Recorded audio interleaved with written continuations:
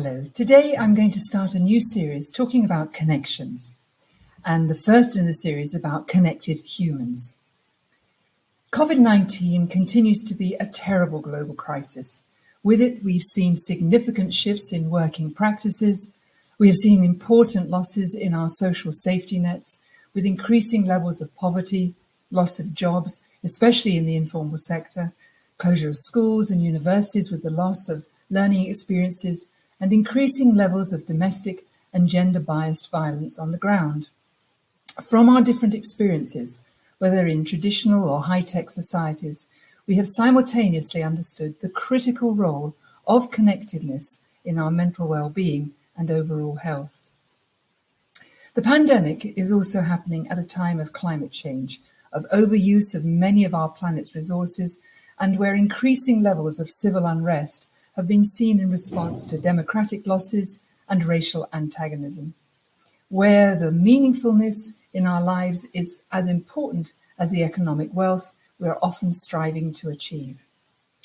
The UN has observed in its latest report from UNDP that the pandemic has revealed a world where millions of people are experiencing untold misery and suffering, as the virus overwhelms our bodies and economies. So rich and poor, the pandemic has forced us to reconsider almost every aspect of how we live. And yet, as in previous crises, COVID also presents an opportunity and an obligation to rebuild our global society to adapt to changing conditions. So thinking about a world beyond the pandemic, the question is, what kind of trajectory do we want? What kind of economic recovery do people want to see? The SDGs do not necessarily give us a good basis from which to start. In the pre-COVID period, all the environmental pillars were failing and falling behind their targets on water, climate, land use, and sea.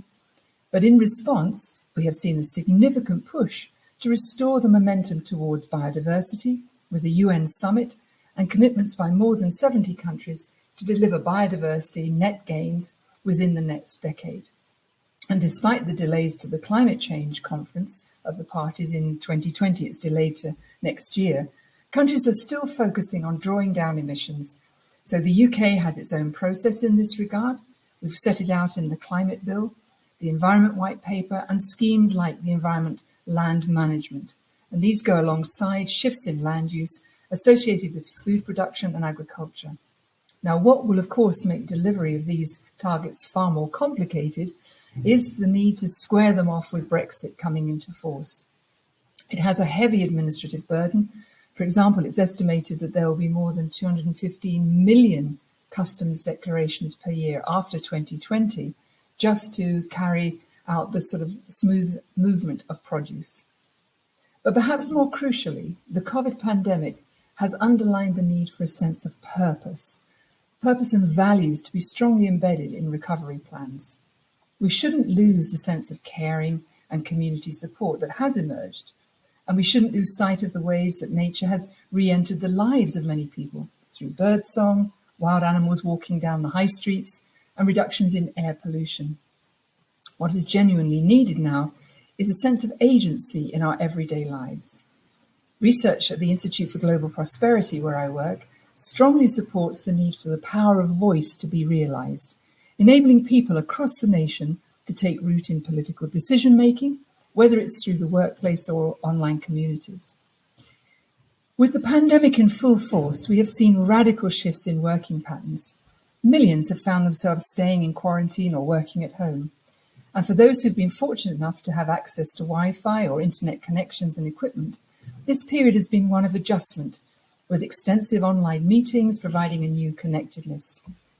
Some businesses, including several Silicon Valley giants, have announced that they will allow employees to work from home permanently. In the US, only a quarter of the workforce is still working from their original business premises. Less than a quarter are saying that they would work voluntarily, they would voluntarily return to their job's premises. Then there are the millions who have had to go outside the home to find work or to operate in the informal economy, exposing themselves not only to the disease, but also to the intransigences that curfews and other government controls have put in place. So not only do we need investments in infrastructure, but also a change in the value that government policy making puts on the way and where we will live our lives and the kinds of jobs that we can expect in the future. It's a fallacy for governments to consider that the public are simply the problem and we just need to be nudged in the right direction to change behaviour. There needs to be a greater recognition of people's jobs and the roles that are changing. For example, it's clear that tasks such as cleaning have become by necessity highly skilled. Previously menial and low skilled, they now have multiple requirements and procedures that have to be followed very precisely. And very many frontline workers, such as those in the health sector, have to make sure that they can travel safely and efficiently to their workplaces. So if we look from the perspective of a human-centered approach in the recovery plans of countries, let's not forget that more than 93% of countries have got some sort of lockdown in place. It's very clear that we see different kinds of investments going into effect. So researchers at the Massachusetts Institute of Technology, MIT, compared the ease of transitioning to remote work in 30 countries. Now, developed countries with higher levels of internet access and a mix of occupations and pro-worker policies easily do the best. Countries like Belgium, Canada, Estonia, and Luxembourg, they're all, for example, doing very well. Luxembourg, for example, which finished top of the ranking, has the highest internet penetration, and it also has a lot of people in work who are used to working from home. So there you see the possibility of already moving in a way which the COVID has forced us to do. Sweden, which has ranked second in this study, became very aware of the need for internet. But more importantly, Sweden has a lot of pro-worker labour unions, pro-worker laws and social policies that have allowed a lot of labour flexibility. The United States, on the other hand, which ranked 11 in this study, has the kind of trade-off that many rich countries have experienced. So they have very poor, in some places, internet quality. They've got a share of households with a lot of children in, but lots and lots of people in the workforce require physical proximity to undertake their work. Developing and middle-income countries, Brazil, China, Nigeria, face the most obstacles. Not only do they have poor internet availability in many parts of the country, but they also have many intergenerational families. So as a result, places like Brazil and China are near the bottom because of that. Now, these developments will all have profound implications, particularly to the economy, and more especially to inequality in the future of cities, because it's the links to these centres that when they're not there, and you have underlying trade and transport systems which are requiring a lot of concentration, which brings a lot of workers together, that will cause the problems. And so we need to look at government developments that take us away from that kind of model and actually create more occupations, more diversity that don't rely upon this really imbalance as to where the activities occur. So governments can discourage that regional over-specialisation, the over-concentration. And these steps are going to be really essential in the way that we develop in the future. But most crucially, I think above all, is how best we can establish a human-centric recovery process, one that has got sort of meaningfulness and values at its core.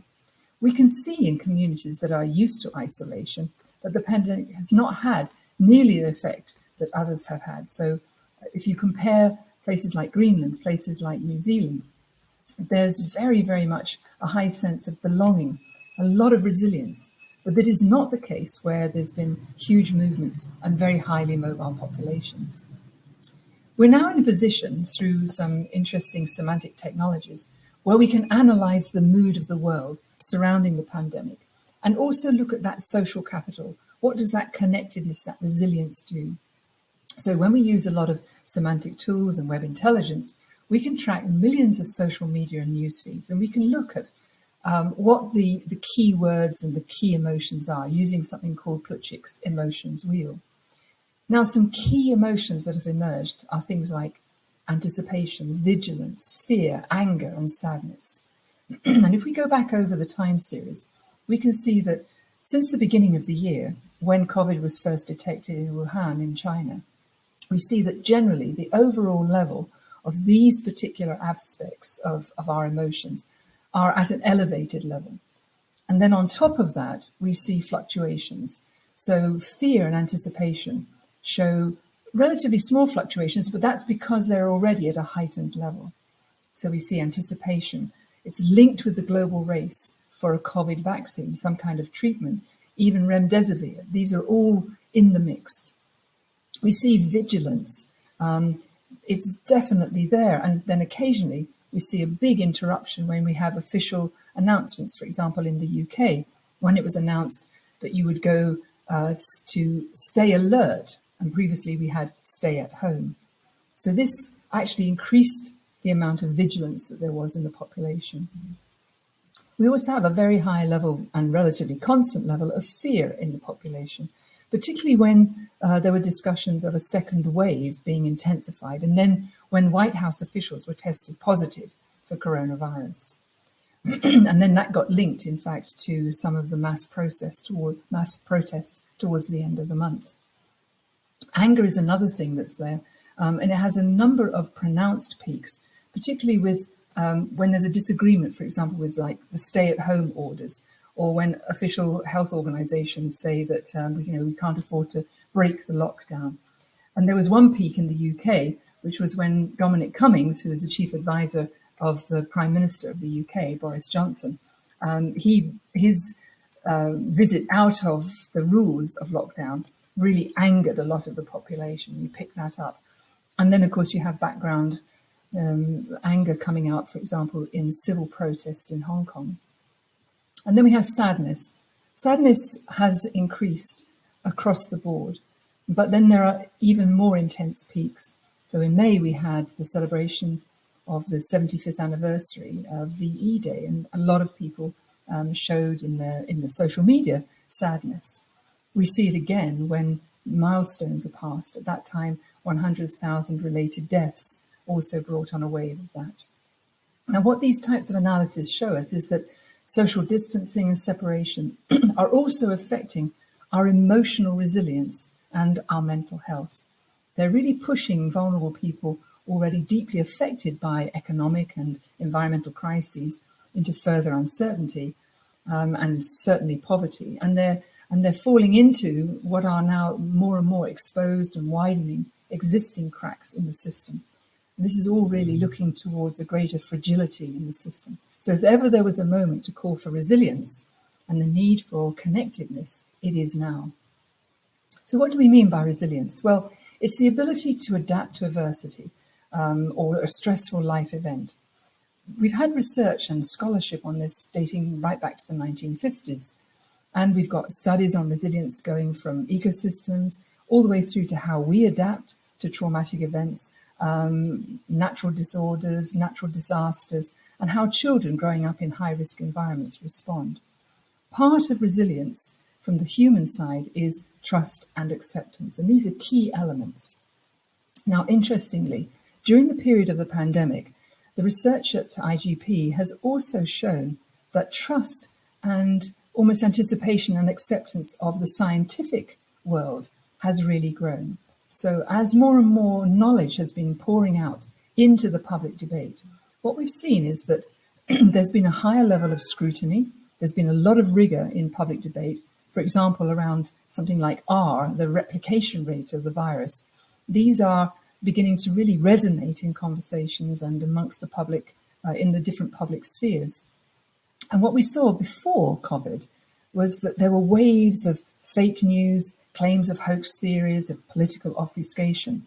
So when I compare what we're talking about here in the COVID, compared to, for example, the conversations around climate change, you can see that this additional exposure to knowledge, albeit around one particular topic, has actually merged into other discussions about the meaning of what's happening. And it's really helping people to expand understanding and knowledge of what we value and what we care about. So in that sense, it has provoked a very different kind of conversation. One might consider that to be a positive outcome of the pandemic. The people are really understanding about how communities can come together to care for each other and to show solidarity. Now, in that, we have a sort of sense of reimagining, belonging, And it's a part of how we're going to move forward, how we can consider what a values-led recovery looks like. Ruth Yeoman and others have been talking about this, and it's an important element. Belonging comes from longen, the old English word to go along, to relate to. But it is mutable and it's changeable, and it sort of suggests traveling together, going on a journey. Now, belonging, of course, can be temporary, it can be episodic, it can be in flux. But what it does give is a sense of agency to shape the circumstances of your life, of our lives. So today we would have to say that everyone comes from somewhere, lives somewhere, and possibly has connections to many places. A wonderful writer, Simone Weil, she was writing at the height of World War II during the darkest hours in the struggle against fascism. And she arrived at a similar conclusion in her book, The Need for Roots. Now, she was writing about the reconstruction of France, and she wrote that to be rooted is perhaps the most important and least recognized need of the human soul.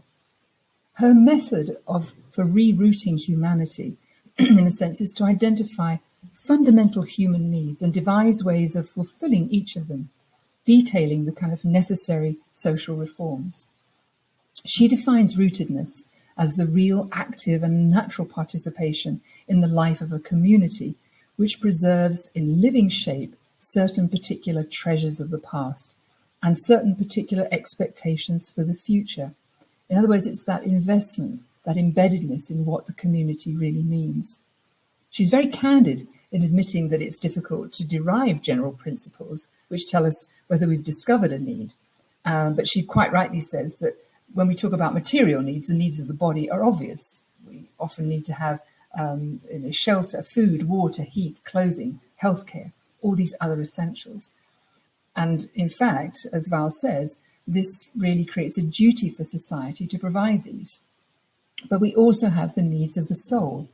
So if we gently push back against the materialists who might neglect such needs, she reminds us that everyone knows that there are forms of cruelty which can injure a man's life without injuring his body. They are such as to deprive him of a certain form of food necessary to the life of the soul. As Simone Weil says, to be rooted is important.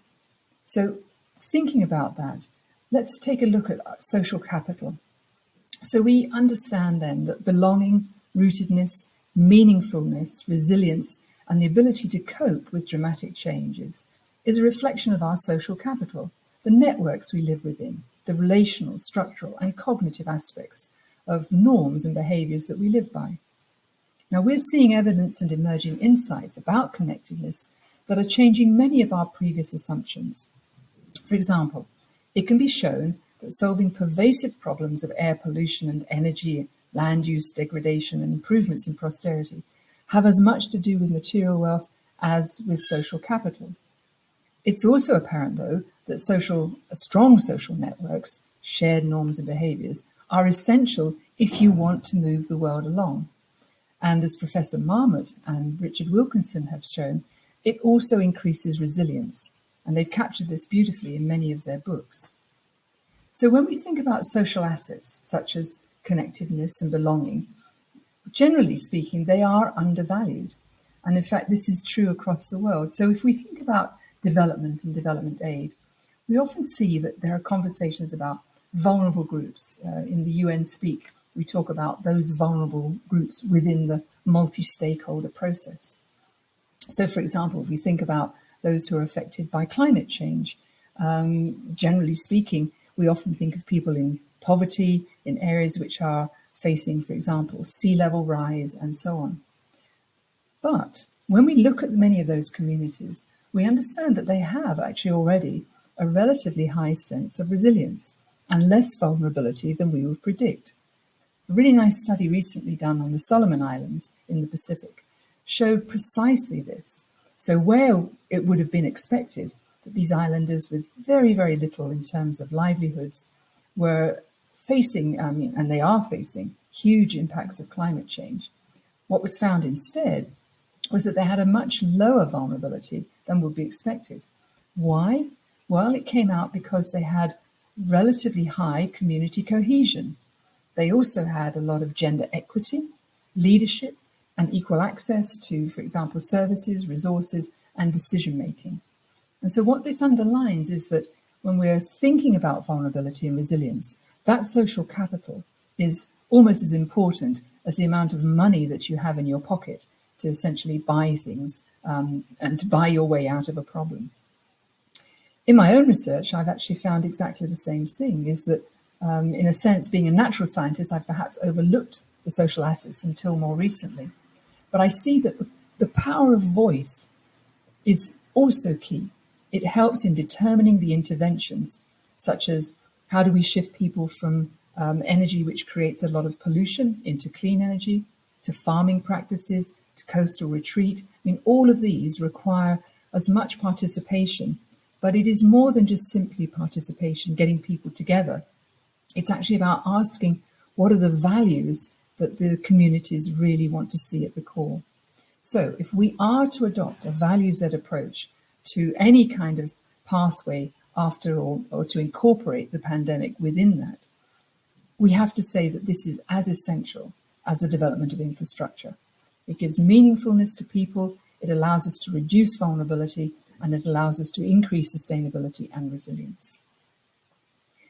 The difference that values can make is actually becoming more and more obvious, because we can look across the world and see that there's a marked change that's happening, for example, in agriculture. We talk a lot about needing to look at agriculture and land use to tackle biodiversity loss, to tackle climate change. Now, if we compare two kinds of farming, regenerative and, let's say at the other extreme, conventional farming, there's a big, big difference. Amongst regenerative agriculture farmers, we can see that they have dense micro, meso and macro relational networks. They're on Twitter, they're talking to each other. They have a high level of interpersonal trust and reciprocity.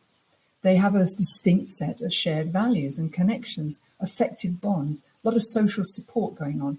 They also have high civic norms and collective goals, often talking about doing the best for the planet, creating soil health, improving soil health, doing many, many things which are well beyond their own farm limits and are creating public goods.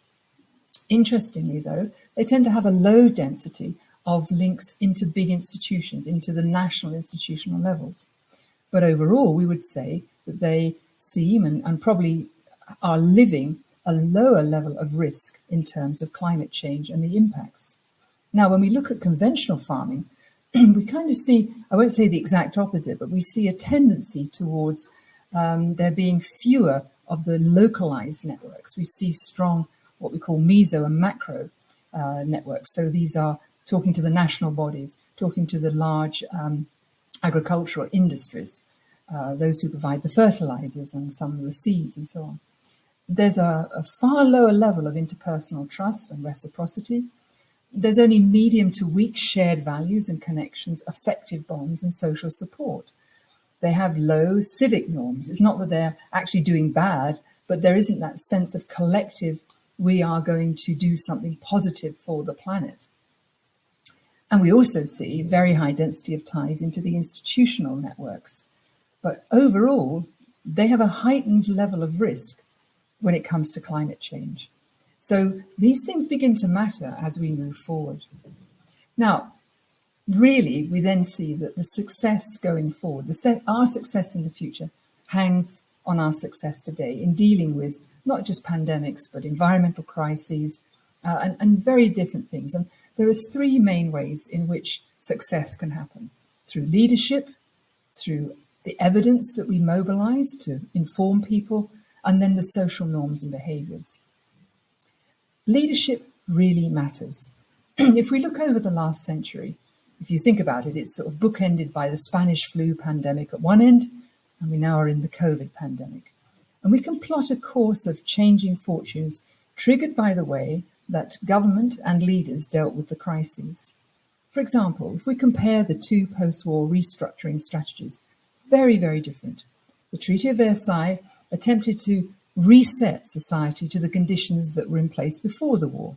So Germany was held responsible for starting the war, and really the treaty was out there to impose harsh penalties, including reparation payments, loss of territory, and forced demilitarization.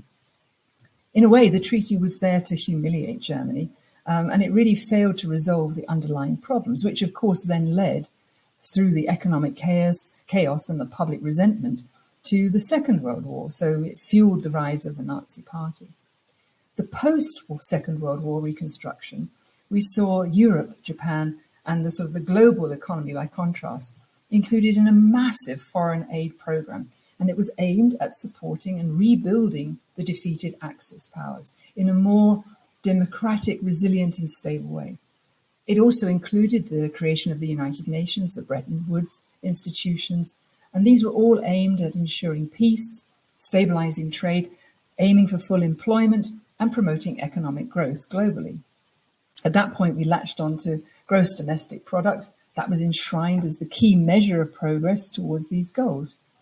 So in some ways, it was a complete opposite to the vindictive Treaty of Versailles, and it led, in many senses, to 70 years of relative peace and prosperity, notwithstanding the conflicts that we've had in the regions and the Cold War.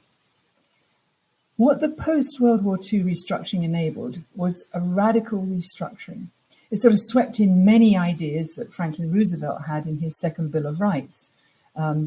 He proposed that in 1944, after the tide had turned. And he argued that the first US Bill of Rights had proved inadequate. Why? Well, it was inadequate to assure equality in the pursuit of happiness. Now, his remedy was to declare the need for an economic Bill of Rights. And in fact, much of his text resonates today. I'll read you just a little bit of it. We have come to a clear realization of the fact that true individual freedom cannot exist without economic security and independence. Necessitous men are not free men. People who are hungry and out of a job are the stuff of which dictatorships are made. In our day, these economic truths have become accepted as self-evident.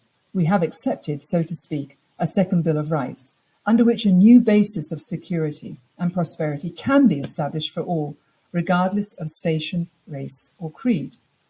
He then goes on to talk about a lot of rights, many of the things that we would consider to be not necessarily actively pursued, but within the norms. And that would be things like the right of every family to a decent home, the right of every farmer to raise and sell his products at a return which gives him and his family a decent living, the rights to a good education.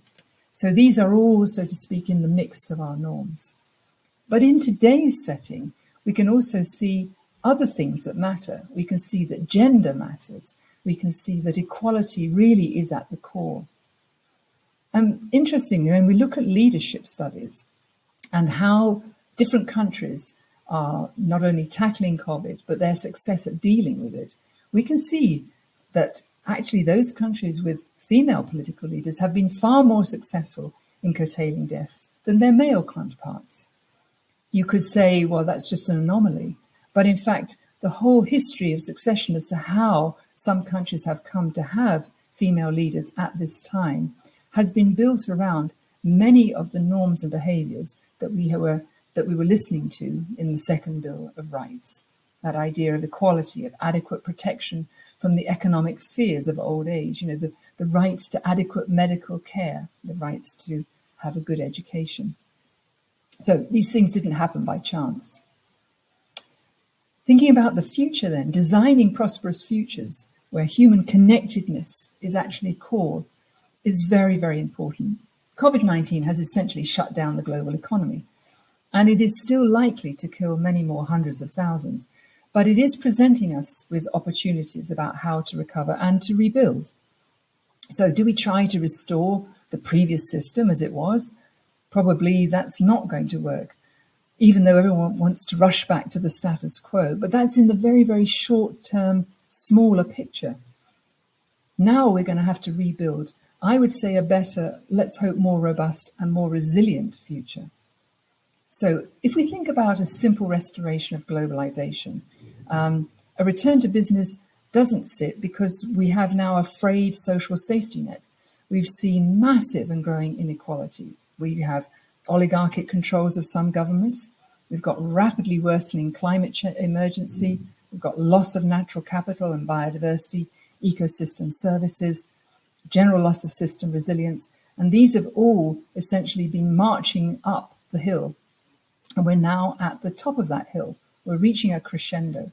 So any attempt to simply go back to the way it was not only would be counterproductive, but very, very unlikely to succeed, because the world has changed so much. We are now solidly in something that we now term the Anthropocene epoch. This is where we know that human global interference is really changing nature, but it's also changing ourselves. So if we don't use the horrible crisis that we're in right now to make some of these long overdue changes, then we can expect even bigger crises in the future. Now, can we reboot an outdated operating system to one that can account for these new conditions? Well, my premise is probably not. And again, if we think about Roosevelt's list of rights, these are kind of predecessors to what went into the Universal Declaration of Human Rights and what went into the Sustainable Development Goals. So we have overarching ideas about eliminating hunger and poverty, reducing gender and overall inequality. We want clean energy, clean water, adequate jobs and housing, good health and education, responsible consumption, and we need urgent climate action and protection of the biosphere. All this alongside global peace and justice.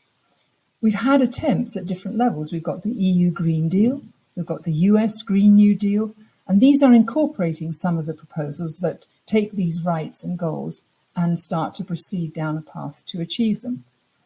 But we actually need to make a transition to a much more just and sustainable well-being economy, one that requires a fundamental change in the worldview to one that recognizes not only that we live on a finite planet and that sustainability means that we have to think of not only our material consumption, but also how we live.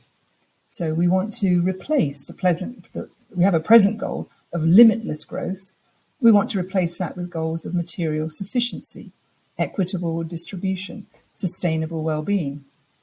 We need to think about a redesign of the world economy that preserves natural systems that are essential to life, clean air, clean water, and also one that balances natural, social, human and built assets.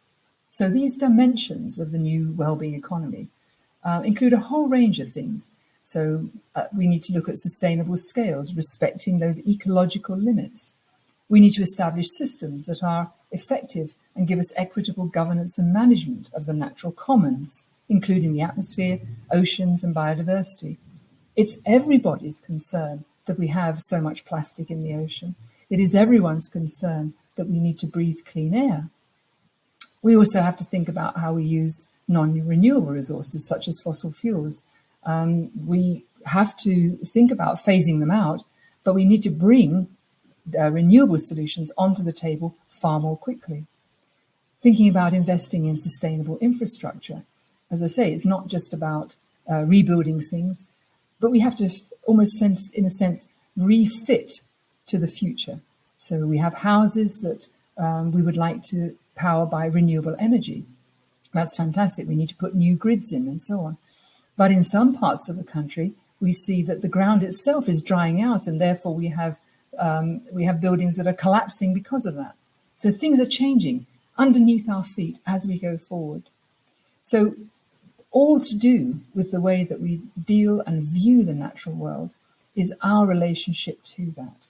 So fair distribution also means respectful distribution in relation to the planet. More progressive taxation. Maybe we need to think not only about taxing the wealthy, but also taxing those who use and overuse resources.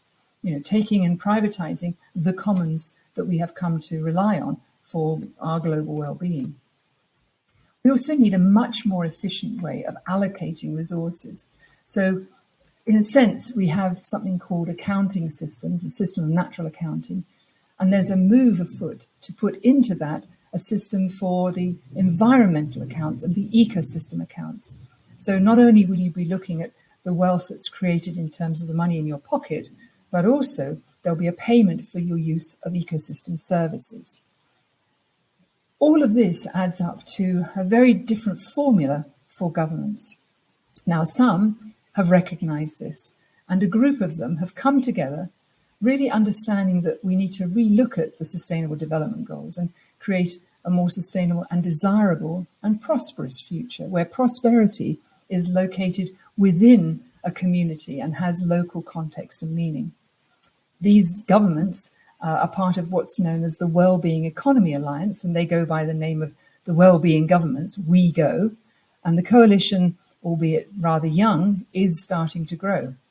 We have New Zealand, Scotland and Wales here in the UK, Iceland, Costa Rica, and others are joining. What is it? Well, it's a collaboration of national, regional governments, local governments, promoting the sharing of expertise, creating new norms and transferable policy practices.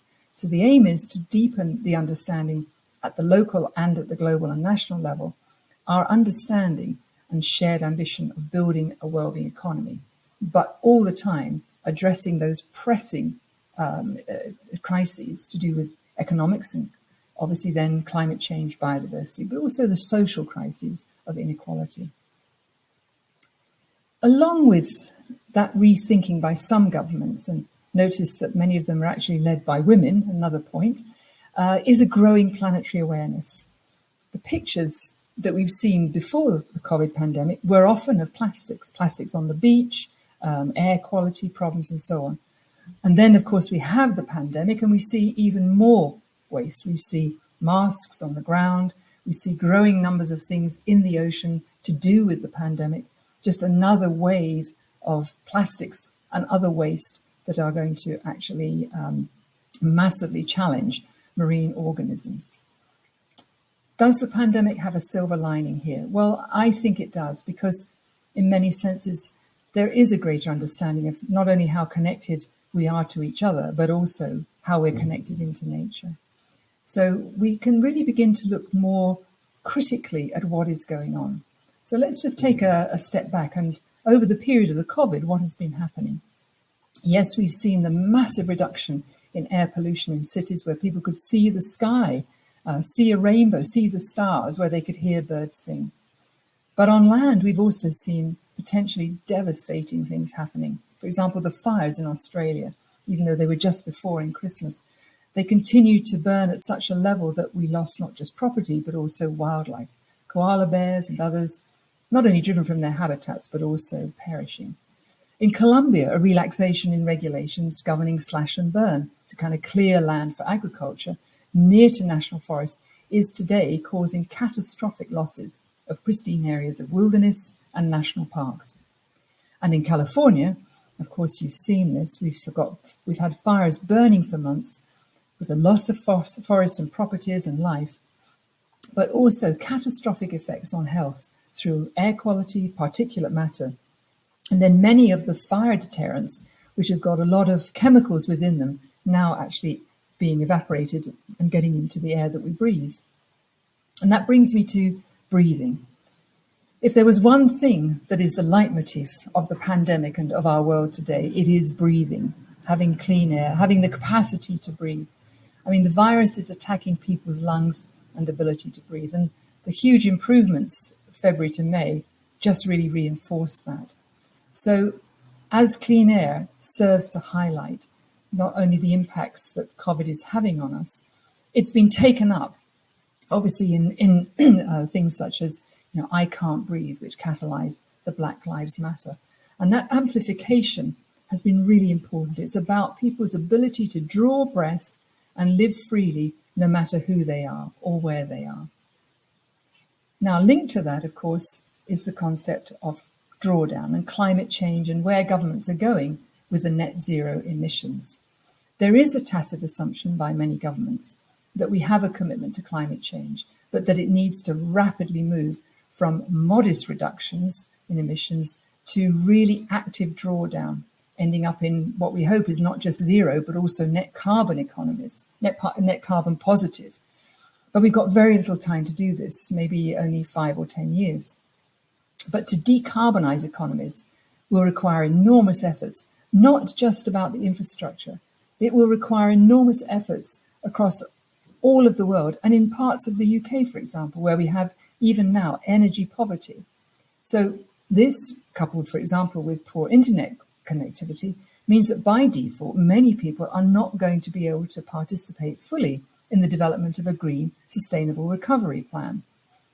And it's clear that where you are matters in the sense of where and how we're going to build infrastructure, who's going to take responsibility for that infrastructure, and does it really fit in with the core values, the norms, and the behaviours that we want to see kind of communities adopting or taking forward for their own reasons.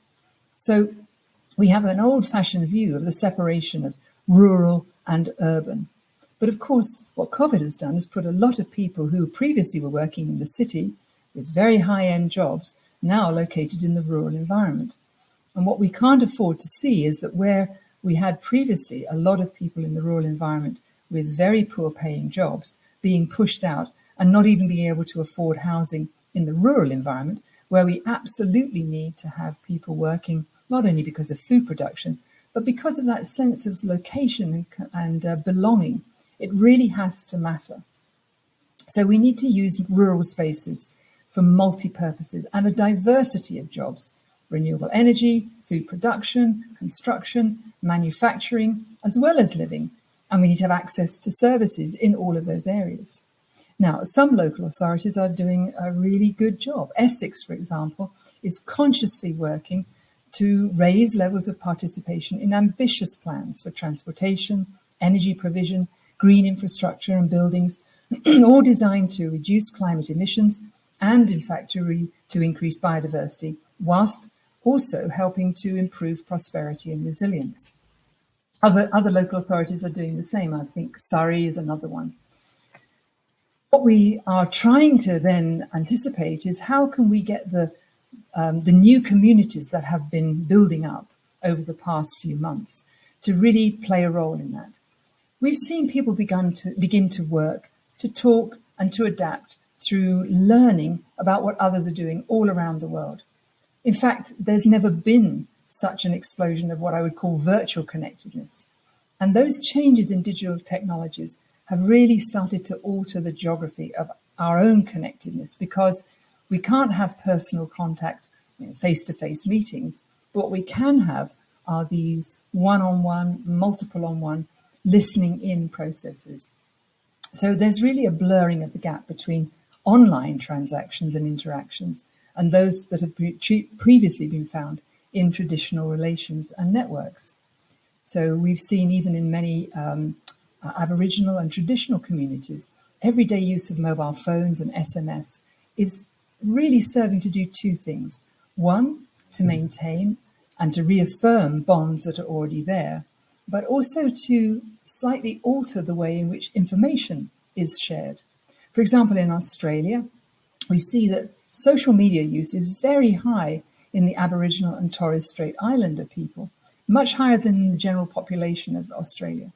And what are they talking about, and why is there such a significance in this? It's about health-related content, mental health, diet, alcohol, smoking, and exercise. And these ideas are being spread through online networks, and already they're generating far greater traction. They're getting far more. They're making far more progress than the previous approach, which was confronting kind of emotion-inducing approaches that are often used in the mass media campaigns. Now, information technologies can also improve connectedness and meaningfulness through learning networks of practice. And again, you only have to sort of type in a word like regenerative agriculture, and you can find yourself in webinars and small groups and big groups all over the world, really taking advantage of information technology, working inside virtual communities in multiple languages, sometimes in some languages, and really substituting in some cases where there has been very poor institutional support. Example, vegetable growers in China, in Shandong and Shaanxi, they have a deep use of the internet with a very positive impact on rural groups where they actually didn't have very strong social networks, but it enabled growers to all talk together and bring things to the market. So fostering all these different kinds of networks of practice, traditional networks, affective bonds, this really reduces the profound isolation that practitioners have been feeling in the past, as well as allowing people to build their personal knowledge and, in the end, invest in their social capital. What is also important. What's an essential ingredient is, though, to have that face-to-face, and failing that, to have connections to place. So we can see that a lot of successes and a lot of challenges that leaders come up with is all about how they manage the unique and different circumstances that people are living in, the different ecosystems which people are surrounded by. So the strengths of network based on proximity, they are important, but they need to be lodged in the sense of belonging and in meaningfulness. And this is where the idea of narratives come. Connectedness is about all aspects of our life. Everything we do, our endeavors, our cognitive development, even our longevity, all the way through to social cohesion, security, perceptions of risk, justice, equity.